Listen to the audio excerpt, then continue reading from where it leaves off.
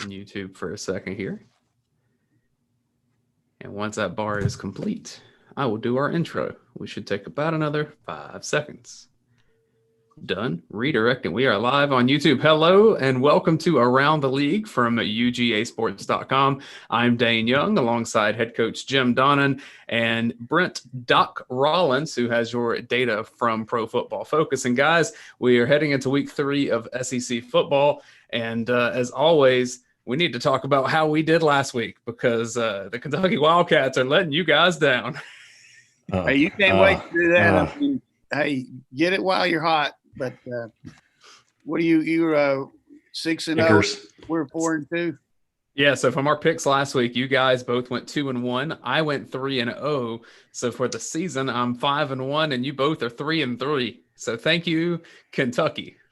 Yeah, well, the people that listen to this need to really listen for just everything about the teams, not the picks. Because, but I think it's get a little better.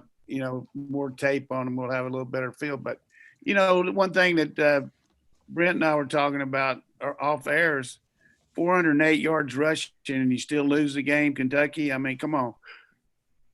I mean, with that offensive line, you shouldn't be 0-2. I'll put it that way.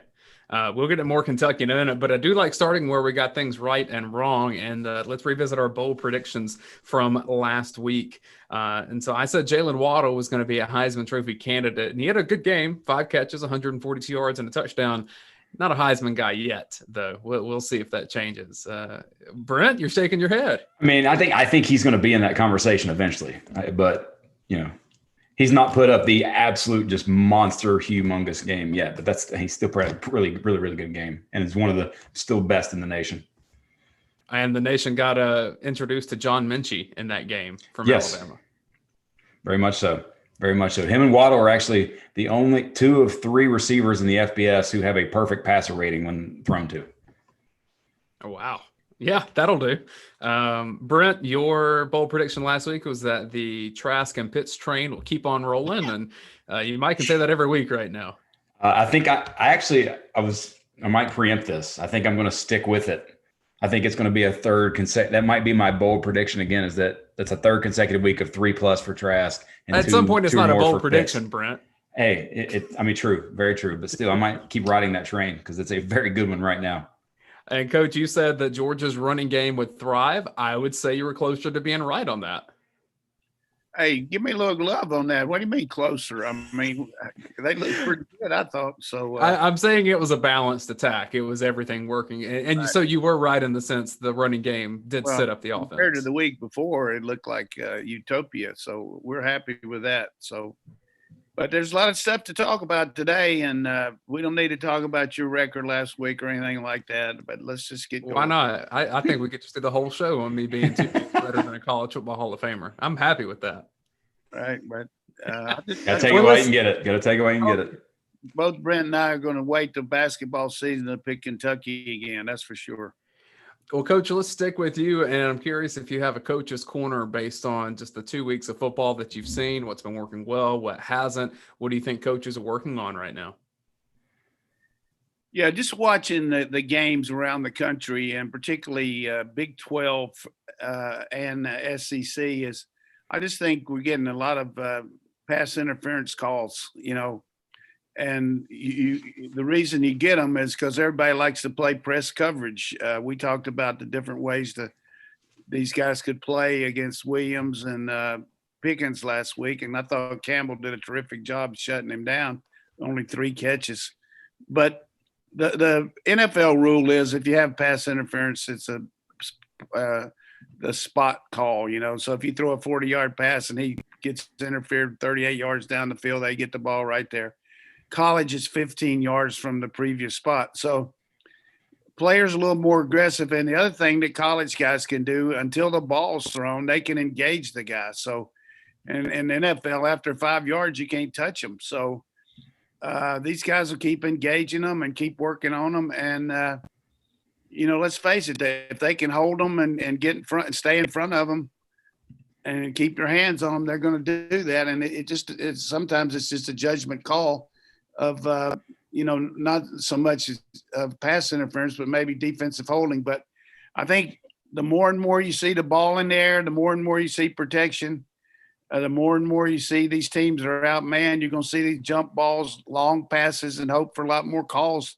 And let's watch for it as the season progresses. The really good athletes that have the ability, and Brent gets to grade them, have the length and have the ability to press people and play the right technique. But the ones that are outmanned a little bit have a tendency to grab and guess. And when they guess and the guy runs by them, then they try to grab their jersey. So let's see what happens here the next week. Well, and Brent, we're seeing some of that too with just some of the downfield throws like Coach is talking about, but then also in the production from these wide receivers it seems like there's a little bit more bold play in that deep passing game. Are you seeing that in the data? I think you could definitely say that. And I think what you're seeing is a little bit of carryover possibly from what LSU did a year ago, where hitting that 10 to 20 yard range and then even finding ways to single up your guys, that was sort of the hallmark of their offense, was that we're going to find ways to get our best players one-on-one against anybody. And we think we're going to win. And I think you see when teams go look and hey, this is an all-time great offense. What can we take from it? I think that's probably one of the biggest things that coaches and other offenses around the country are doing is, hey, where can I get one-on-one matchups and find ways to create those one-on-one matchups, let my best players go do their thing. I think we're going to see some of that, especially in our marquee game of the week, and that is Georgia and Tennessee. And I know we're an Athens-based show and we work for UGAsports.com, but this is just Georgia being the marquee game 2 weeks in a row, and it's going to be 3 next week. I'll go ahead and tell you, it's going to be Georgia and Alabama 3 weeks in a row. That's just the way the schedule aligns. That's not biased from our part. That's the way the schedule's set up for Georgia. So let's get into Georgia-Tennessee, our game of the week. And Brent, I'm going to go right back to you and just kind of tell me what you've seen from Tennessee this year and specifically from Jarrett Guarantano. Guarantano's actually, he's been sort of level. There's nothing outstanding. He had the one great throw against South Carolina down the right sideline for the touchdown. But outside of that, he hasn't really had to do much, because if you look at some of the data that Tennessee from their offense, they're number 2 in the conference in successful play percentage. You're getting the yards that you need to get to stay ahead of the chains. They're number 2 in explosive runs. They're number 2 in running percentage. And one of the things, I was watching the game last week and just sort of taking notes on the various SEC games. And one of the things I saw a lot of 6+ or more than 5 offensive linemen on the field for them. Went back and looked specifically at the data. They've had 22 plays, 15% of their plays have had at least 6 offensive linemen on the field. The rest of the conference, the other 13 teams have had 7 of those plays. So they are heavily using the depth that they have of offensive line. And, adding Case Mays last week, that sort of adds to it. But outside of that, they're getting great play from the receivers on the offensive side of the ball. They only had 1 drop thus far, but I think it's going to be interesting this week to see how Coach can talk about this, they handle adversity, because when everything's sort of staying ahead of the chains and you're doing well and you're having that success, well, how are you now going to handle 2 consecutive drives for your 3rd and long? And, you got to punt, things like that. How does their offense respond when that happens? I think that's going to be the key this week against Georgia.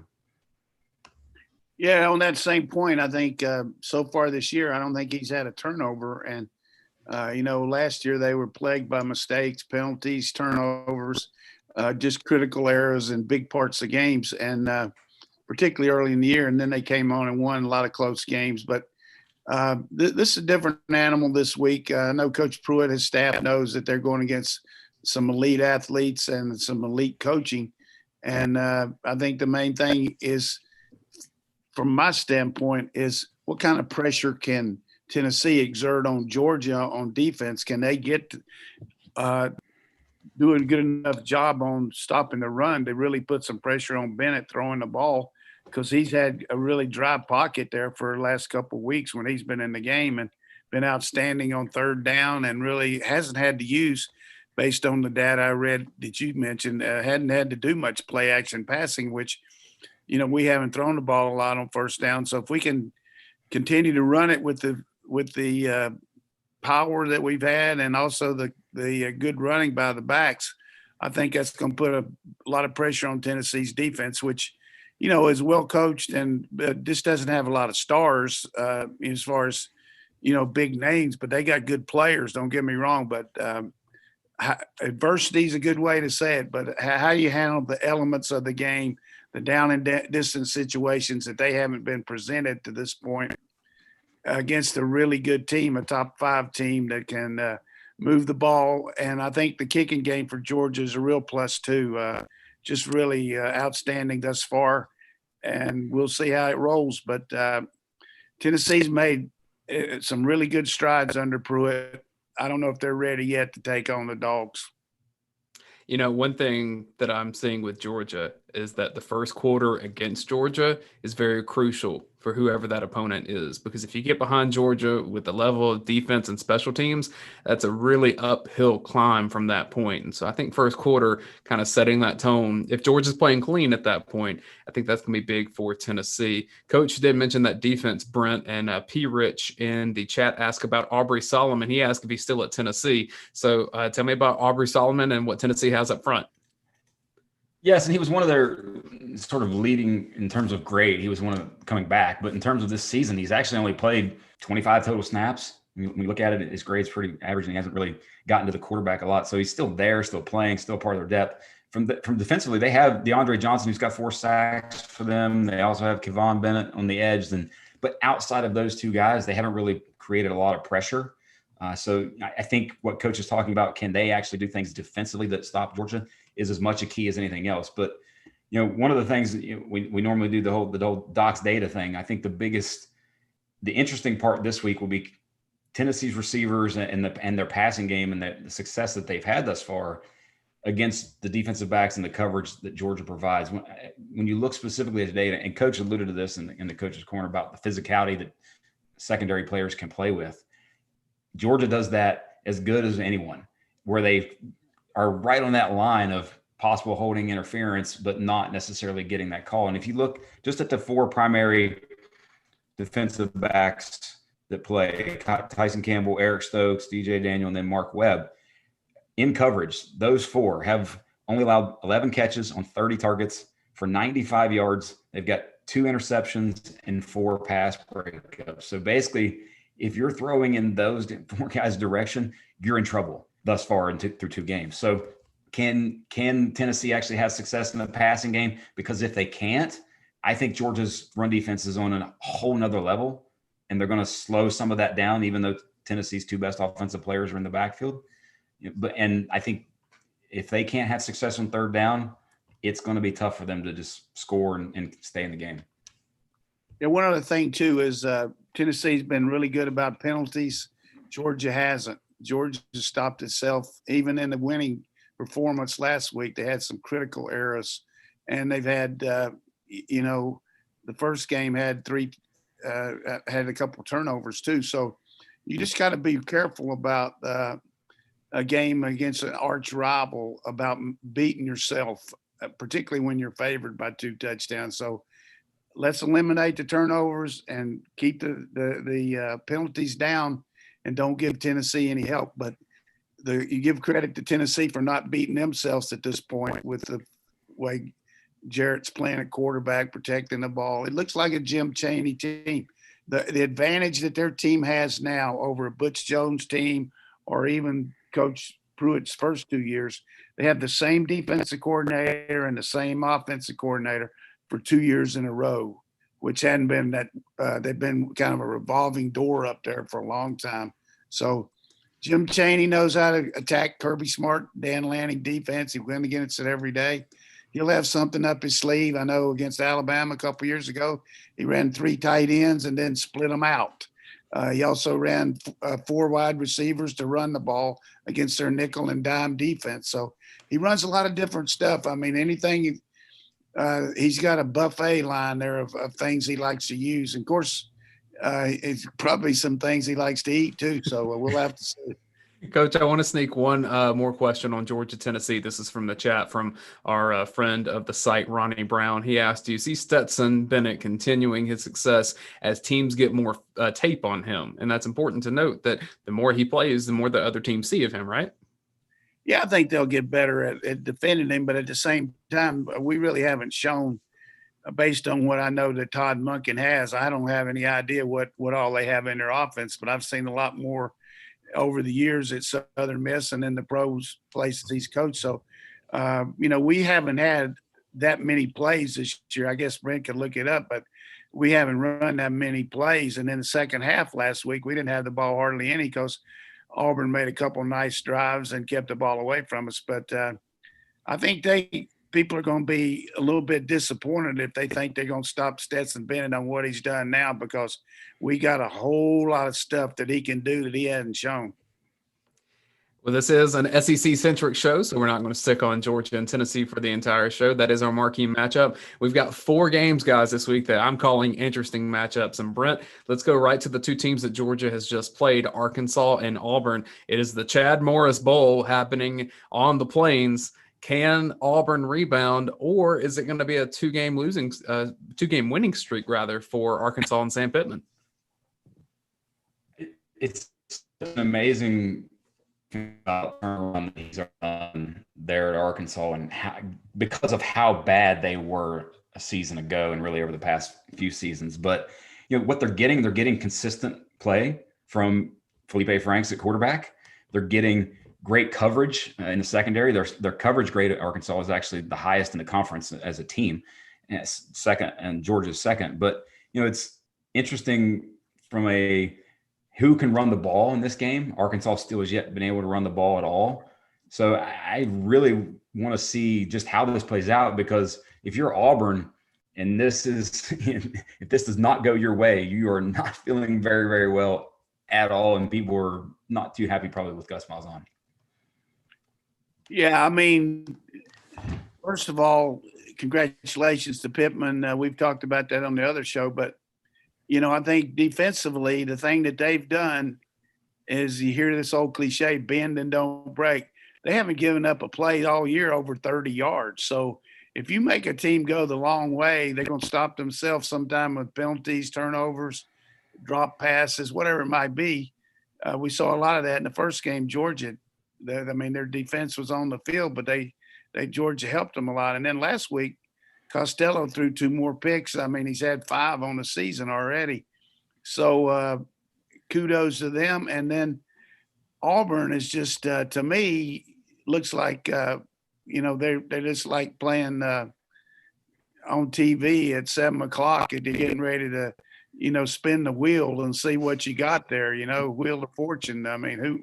What are they going to run? Are they going to get bankrupt every time they spin it, or are they going to win $1 million? So, I don't know how stupid that sounds, but I just know this.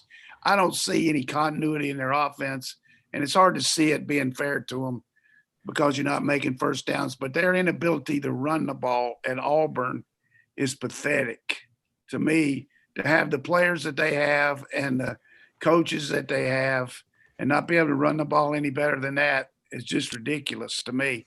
So if they just try to throw the ball, that's not Nix's forte. He's a play action guy, a screen guy. Doc can go over that too, but he's not a guy that's going to go back there and torch you throwing the ball down after down. So they got to get some running game, and I think it'll be false praise if they do throw the ball for a lot of yardage and win the game. They're not going to beat LSU and Alabama and teams like that, Texas A&M, without any running game. So, and defensively, they just couldn't get off the field against Georgia. They couldn't stop the run. I don't know how much we'll see of the running game from Felipe Franks, but you got 2 guys that love to throw the ball, and Morris. They'll probably be out there warming up 2 hours before the game. They like to throw it so much. So we'll see how that goes. But I'm kind of down. I like a lot of Kevin Steele's a good friend of mine, and I like Coach Malzahn, and Rodney coached for me. But I'm down on Auburn's offense right now. If you had the elevator and you had the penthouse and then you had the basement, they're in the basement for me.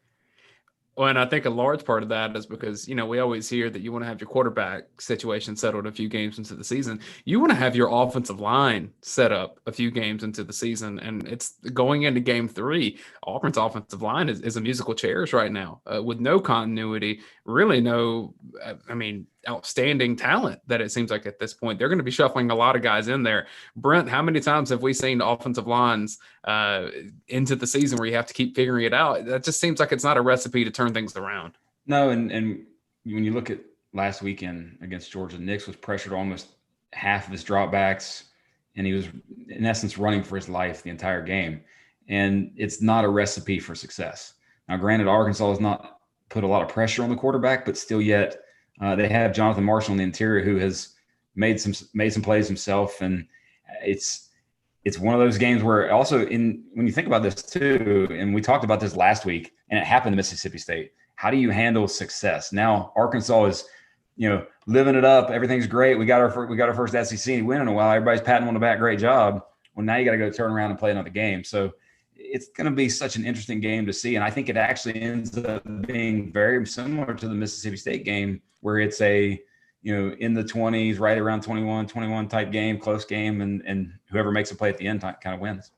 Yeah, I look for Auburn to get back to run a lot of bubble screens, a lot of underneath stuff, quick rollouts, things like that to try to enhance their offensive line and just throw away all that stuff that they put in preseason because they can't protect good enough. And you just got to get a little rhythm there and plays over and over instead of trying to do too much. I think they'll consolidate a lot this week and understand that, hey, we got better athletes than these guys based on recruiting and based on the way they played against them the last couple of years. Those kids know how they beat Arkansas the last couple of years. So they'll come out there and maybe have a little more refined offense and do a better job of keeping their defense off the field so long. I'll tell you this, if Arkansas beats Auburn, that's a Chad Morris offense. Oh, those Razorback people are going to be going nuts. That'll be a fun little party out in Fayetteville to welcome that team back from that, because they do not have fond memories of Chad Morris and his time in Arkansas. Let's move over to kind of a similar game. Florida, as hot as the team can be, against Texas A&M. And, Coach, that's a $100 million man that not getting $100 million results right now in Jimbo Fisher and Texas A&M. Yeah, I watched that Bama game prior to our game last week, and I watched the Florida game earlier, against South Carolina. Two things stuck out in my mind about A&M. Number one, their secondary lost a lot of good players, and then they had two other guys opt out. So wherever the one kid is, and Brent can tell you who that corner is, everybody's throwing to the other side. Alabama just worked on them all day wherever he would. And they wore out those younger guys. I mean, of course, Waddle and Smith and the new kid are going to do that. But that's one thing. Their secondary, nothing like it's been. And then offensively, they rely way too much on Mon, not enough in the running game. I think they'll get more of that against Florida. And to me, everybody's got to, giving all these kudos to Kyle, both Kyles, Pitts and Trask. But let's see what they do, against this defense. And let's see what this Florida defense does against A&M. A&M can move the ball. Their tight end's unbelievable. And I think it's going to be a tighter fit game than everybody talks about, even though it's not much of a line. But it's showtime for Texas A&M. You got to beat a top 10 or top 20 team sometime after 2 or 3 years. And it's been like since 2010 when Sumlin was there, I think, when they did that. So I don't know if this is going to be the week or not, but Florida's defense, to me, of all the things that you expected to be up in the air, I would have never thought Florida's defense would look this bad at this point. You could hear a lot about, well, is Florida going to replace their offensive line? Are they going to be better in the secondary? But for them to be like that on defense, giving up 400 and some yards a game, particularly against the two teams they've played, not elite teams in the league, it really kind of scary for Florida in my mind. What do you think, Brent? I think you're right in terms of their defense. And what's interesting about their defense is the depth. You don't really see a lot of depth. Brenton Cox is their highest graded defender right now. Him, Carter, Slayton along the defensive line playing almost 80% of the snaps. So it's not like, where we've talked about some other teams, especially specifically Georgia, where defensive linemen only play about half the game and even at most about half the time. These guys are playing the majority of the snaps. And then also, this has actually been the case for Florida for the past few years, but it's even, more glaring right now is their tackling. They lead the conference in missed tackles. They have 38 missed tackles in 2 games. That you're just not going to be able to sustain anything defensively. You're not going to get off the field on third down if you can't tackle. Whereas when you look at the other end of the spectrum, I think the leader in the conference is Georgia. They've only missed 10 tackles in 2 games. So that is a sort of worrisome point. And maybe it's one of those things where if you're on the Florida side of it, you're thinking, hey, we're just gaining, moving along. We're going to get better as the season goes on, or maybe just not. And it's going to be interesting because Texas A&M can do some things offensively. Kellen Mond is really good when he's not pressured. It's just any other time he is very below average. So, I think his grade is in the mid 80s when he's not pressured, when he has a clean pocket. And they have an Aeneas Smith that's doing really well catching the ball out of the backfield. And they had chances to stay in the Alabama game. They just didn't make those. They had Smith had a drop, I think, on a 3rd or 4th down. They had other plays where they had chances to stay in that game. And they just didn't. So I think it's a very interesting game, but I don't think you're going to slow down Florida's offense right now. Not with the way they're playing. They're going to score points. They're going to put up near 30 points or somewhere around that. So can Texas A&M do enough offensively, keep Florida's offense off the field? Tristan J says in the chat that defense you're talking about, that's a Grantham defense. So we'll see what that means. That's true. And, the other thing we got to factor into all of these games is the weather. It certainly this weekend specifically great equalizer. Even though they're saying like the Georgia game, it's going to blow over to the north, we're still going to get a lot of rain, and things happen with a slippery ball, and things happen with a slippery field. Guy can fall down and miss the coverage, or guy can be wide open and the ball slip out of the quarterback's hand. I mean, there's a lot of things that are just. But, it's going to be equal on both sides of the field, but hard to rush the passer, too, when it's slippery. I mean, you get some of your best stats at passing the ball against teams that can't rush the passer in a wet field. I think Lexington will avoid the rain, and that's probably a good thing for Mike Leach and the Mississippi State Bulldogs. They travel to play Kentucky in a game where I guess somebody's got to win at this point because there's some Jekyll and Hyde happening here with both teams. Brent, I'm going to go right back to you because you love Mike Leach so much. What was the difference in week 1 and week 2 for the Bulldogs? 2 things. One, I think you saw a lot of off coverage from Barry Odom and Arkansas's defense, rush 3, drop 8 type deal. But also Kylan Hill got hurt and got hurt sort of early in that game, didn't play the remainder of the game. And then he's supposedly, based on what you've seen, back for this week. So that's a big difference. He's a difference maker on their offense. But unfortunately for Kentucky, one thing that they thought going into the season that from a grading perspective looked well going into the season was their secondary play. But right now their secondary is massively struggling. Their 4th lowest coverage grade in the conference. They're allowing 77% completion, almost 100, right at 150 passer rating. They only have 1 pass breakup. They've allowed 7 touchdowns. So if you can't secondary versus a Mike Leach team, that doesn't really bode well. And if you're Kentucky, this is a massive must-win game because of who's coming up on your schedule the next few weeks. You could be easily looking at a possible 0-5 start with Bama and Florida still later on in your schedule. So it's a very much go one way or the other schedule-wise with Kentucky.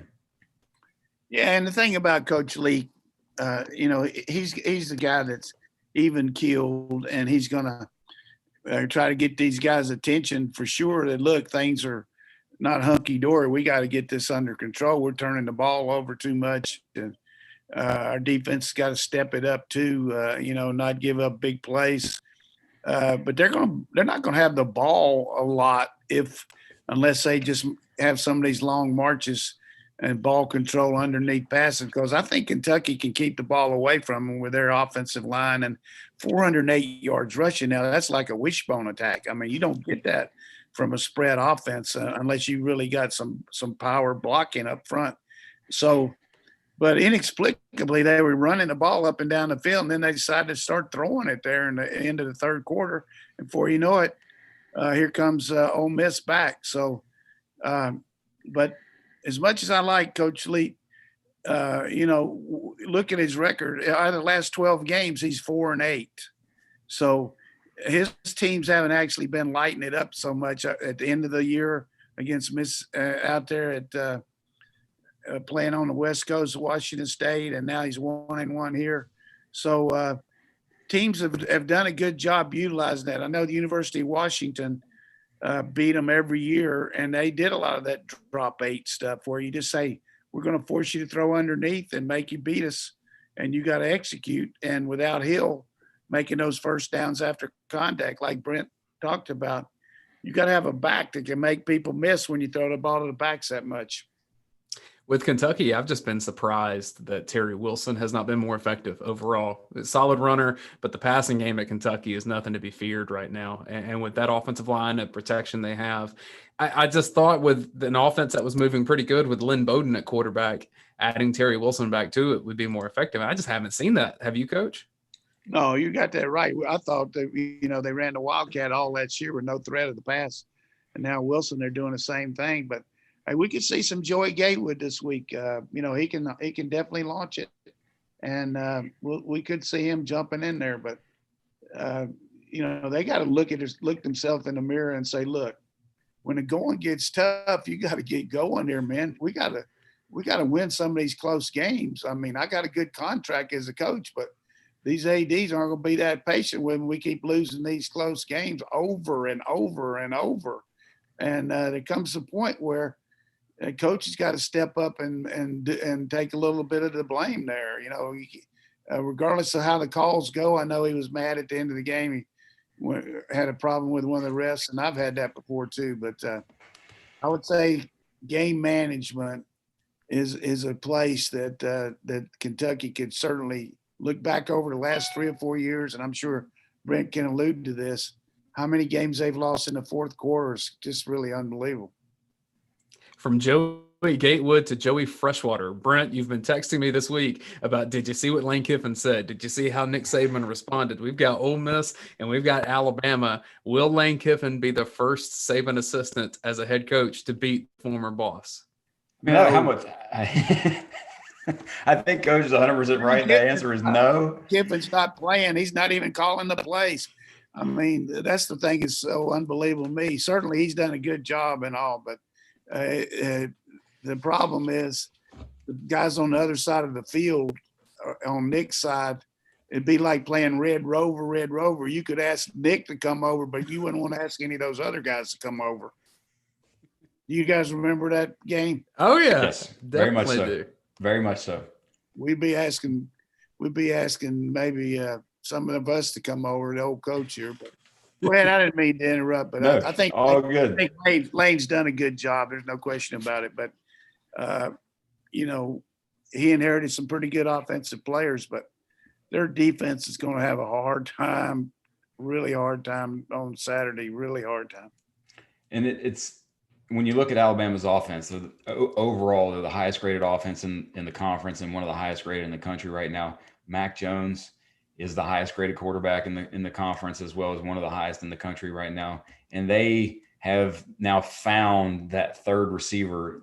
When you look at their target shares over the first few games, about 60 to 65% of the passes were going Devontae Smith or Jalen Wallace-Wade, which, by the way, is a very good idea. But now with Mechie coming in and really providing a threat as that third receiver, it makes that offense with Mike Harris in the backfield that much more dangerous.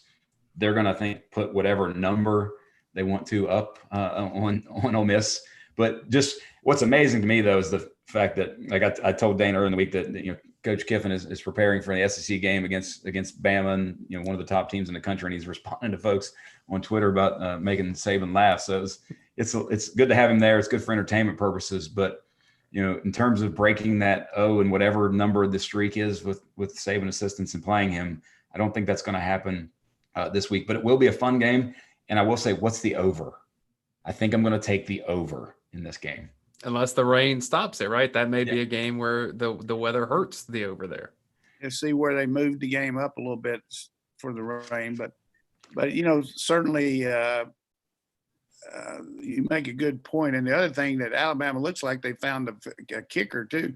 The guy's 2 for 2 in field goals and hadn't missed an extra point. So, it was kind of roll the dice on field goals the last 3 or 4 years for Alabama. So that's going to be a big part, particularly next week when they play Georgia.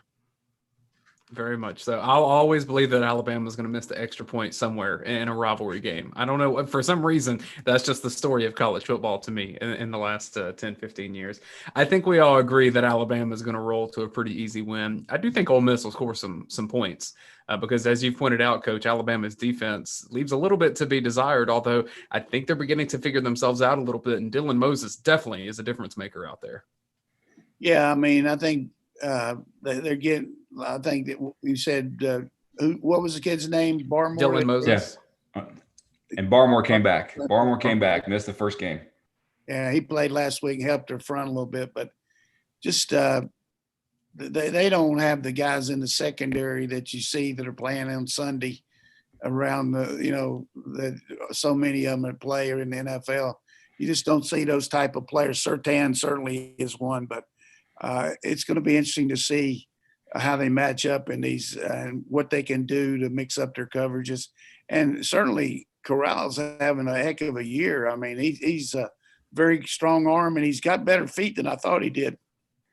And really is looking very prominent in that offense. He's, the one thing they do is they threaten the ball down the field on every snap. They got a chance to throw it down the field the way they read stuff. And that, I guess the guy's name's what's his name that came from UCF, the offensive quarterback, Jeff Needy or something like that. They're doing a really good job calling the plays for him too.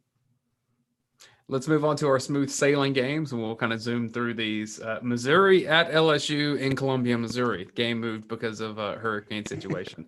And so LSU will get the home gate, even though there's not much of that during a year of COVID.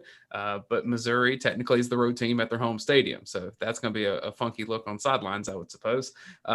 Missouri's really getting boat raced right now by a couple teams. They're going to figure some stuff out. Their defense can slow some down, but LSU got the Vandy bump, Brent, and it looks like when you play Vandy, you get your act together offensively. That helps. It always helps.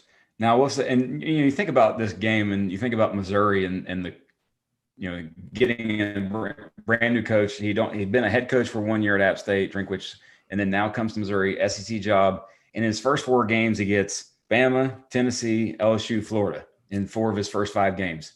Not really a great way to start your head coaching career in the SEC, but still yet, this is going to be a game where I think you look now at LSU as a completely different team with Stingley back. And now what you also see is you have Stingley on one side and the 5-star true freshman, Eli Ricks, on the other side, who already is grading out quite well in the mid-80s and allowing very little on the other side of Stingley.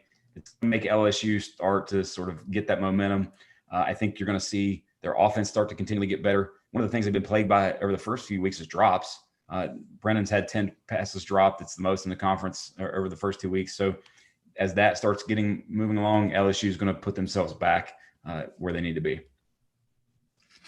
And Coach, I want to go to you for South Carolina and Vandy. Nothing like Will Muschamp needing a win for Vandy to pop up on the schedule.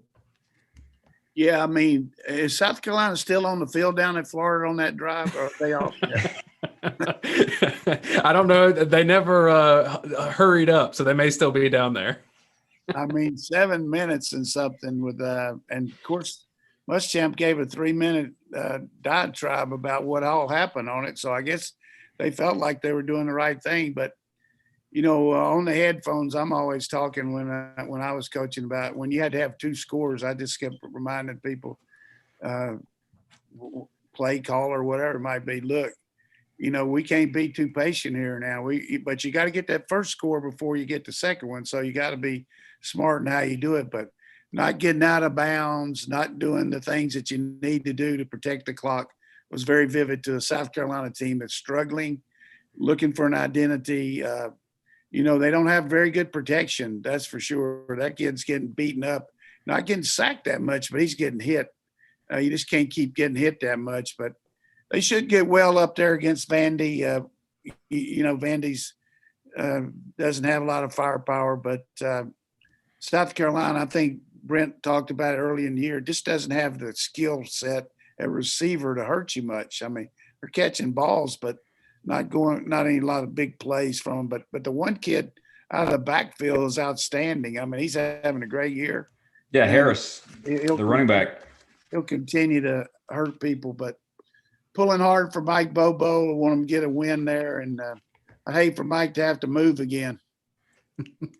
Well, if they lose to Vanderbilt, you'll start seeing the pitchforks come out in Columbia. I'll put it that way. We'll see what happens from there. We do want to make our picks and get out of here. Kentucky is not on the radar for picks this week. Thank goodness. Yes, staying away. We'll start with the marquee game of the week. We've got Tennessee and Georgia. Coach. Well, you got to go with Georgia there just because of what's happened over the last few years, and the matchups certainly favor Georgia. An edge in the kicking game, an edge on defense for sure. Offensive line, they got maybe as good a line as us. And quarterback, Garantano's played a lot more, but Bennett certainly very good. Running game, we got the good running game too. So I'm going with the Dogs. Brent? I had Georgia as well, and I think what Coach is saying is right, as well as the fact that I think they're just going to put pressure on them. They're going to put pressure on them. They're going to put them in situations that they haven't been in all year. And I think Georgia's secondary play and just defensive, I just think you have to be great at quarterback right now to beat defense. And I don't from Garantano. I'm also picking Georgia. It'll be in our UGAsports.com predictions. I'll give you a preview. I'm saying 30-10. I think Georgia's special teams and defense leads the way. And once Georgia gets a lead, it's hard to get it back unless you have a high-powered offense. Tennessee's not that. Alabama maybe. We'll find that out next week, but I've got Georgia in this game. Other two games, we've got Arkansas and Auburn. Coach. Well, I'm going to pick Chad Morris. No, I just had to be nice to him. I think if they don't beat Arkansas, nothing against Arkansas, but they should beat Arkansas. But it's going to be – I wish you wouldn't ask me about this game. I hate to pick them because I could pick Arkansas, but I'm going to pick Auburn. Brent? I think I'm actually going to go Auburn as well. I think they get, like Coach said, the quick game comes back to their offense big time this week, get some running game, and – it tanks Bigsby to the ball a lot more because he's really good and he's fun to watch and runs with a reckless abandon that's fun to watch. I think he gets more involved in their offense. Seth Williams makes a few plays just enough that they get the win. If the game were in Arkansas, I'd consider it, but it's at Jordan-Hare Stadium. That's a pretty good home field advantage. Even when the fans aren't all there, I will also go Auburn. For our final game, I think we would all pick Florida over Texas A&M. I think we'd all pick Alabama over Ole Miss. So now I actually lied. We do have Kentucky. I just wanted to sneak it in there. I got your hopes. Come on. We're doing it. We got Leach against Kentucky, and I'm going to see if I can go 3-0. Tell me who you're picking. I got to go first this week. That's the problem. I'm going to go with the Kentucky Wildcats to get a win, offensive line. I don't feel good about the pick either way. This is one I don't gamble much anyway, but I would never gamble on this one. I'm going to pick Kentucky to get the home win over Mississippi State. What do you got, Brent? I'm gonna stick with the Wildcats. Give them the old college one more try. Give them one more time. I do think the running game controls the ball, and they hopefully have learned a little bit, maybe over the past few weeks with some of the game management, like you talked about, and I think Wilson, is going to get better each and every week. I think they're going to finally find a way to win. I think they're just in a desperate mode where they get this win. Okay, I'm going to pretend I'm on a vice presidential debate last night, and I'm not going to answer the question. Hey, seriously, I hate to have to pick this, really. Kentucky has hurt you twice. I could have gone all day. I mean, I set this up. We're not going to have them on anymore, not to pick till basketball season, but I guess that's why I'm the host, though. I guess the third time's a charm because I just don't see Mississippi State stopping these guys. I mean, Kentucky's like 12 months pregnant, man. They're overdue. I'm going to go with the Wildcats. Oh, now I regret it. My pick is locked in because I've written it down, but I should have zigged. Hurts me bad, though. Let's wrap with this, and then we'll get out of here. Here's what's bad. You're going to be leading after this week. That's true. We're all the same. So I've got my 2-game lead going in to next week. That's for sure. Brent, do you have a bold? Let's pick some high school games or something. Brent, do you have a bold prediction for me? Pick Brent's game. Are you guys going to win this week, Brent? We're going to get back on track this week. We've played some teams that have some supreme talent advantage compared to what we have, so we're going to get back on track this week, I hope. In terms of bowl predictions, though, Dane, I think I'm going to go back to Georgia, Tennessee, and I think Garantano either fumble and or interception turns the ball over finally at least 2 times. Garantano 2 turnovers. Coach, bowl prediction, do you have one? Yeah, I'm going to go with A&M's going to do a lot better than everybody thinks. I like for Mon to really get after that defense, and I don't know that they'll win the game, but they're going to scare Florida all the way back to Gainesville. That was the same bowl prediction I have. I could almost have it verbatim in front of me, so you're going to make me come up with one. You plagiarized my computer. You came into it and looked at it. I had all that typed out. It's all this. Hey, people don't realize how I can hardly even get on the computer. So I promise you, he wouldn't plagiarize me. You know what, Coach? I'm just spending so much time with you these days that I'm just learning how you think. You're teaching me about football. Well, all right, so I'm gonna stick with one from. Let me go all in on Kentucky. They've helped me get, their 2 losses helped me get ahead in the picks. So I'm gonna go all in. Terry Wilson throws 2 touchdowns on Mississippi State. Now that is a bold prediction because I don't know if he's throwing 2 touchdowns on anybody.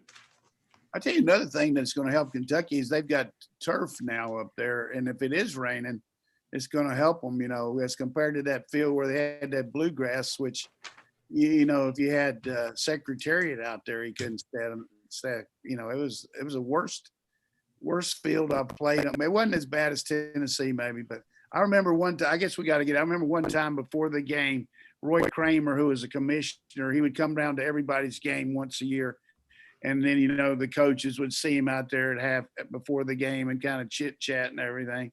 So it was Roy and me and Hal Mummy. And we're standing out there, and that grass was up to my ankles. And I asked Roy right in front of Mummy, I said, "You think they're catching any wild animals out here on this field?" Mummy looked at me, but I said, "Hey, I can't blame you. We're so fast, you can't catch it, so you got it so high." But that's the way they used to do it. Hey, Brent, what's the name of your team? The team you coach? We are the North Oconee Titans, 12U football. Well, consider us all North Oconee Titans fans. We're rooting for you. Pulling hard for you. And how does Pollock in the locker rooms? He winning for the Gipper talks, or how does he do?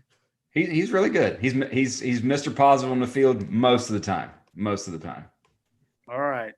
Well, we'll see some of those players in the future. I want to thank you for watching and listening to Around the League from UGAsports.com. For Brent Rollins, for head coach Jim Donnan, want to remind you that we will have our UGA versus Tennessee watch-along party this Saturday. We'll be on about 3:15, 3:20 on our YouTube page, Facebook, Twitter. We're going to be everywhere that you can watch us. So make plans to watch Georgia and Tennessee with us. And then we will be back next Thursday for Around the League from UGAsports.com.